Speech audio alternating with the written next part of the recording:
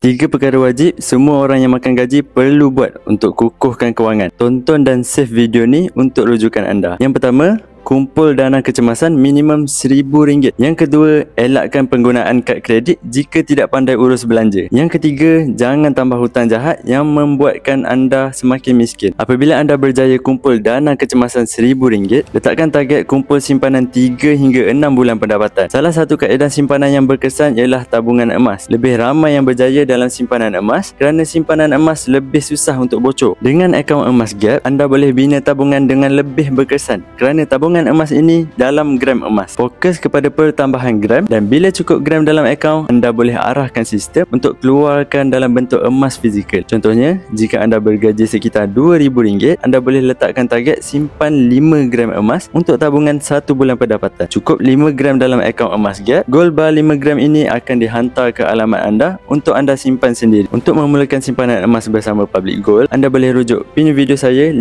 langkah mudah daftar akaun Public Gold secara percuma. InsyaAllah saya akan bantu sampai kaya dengan emas. Dapat sesuatu, teruskan follow saya.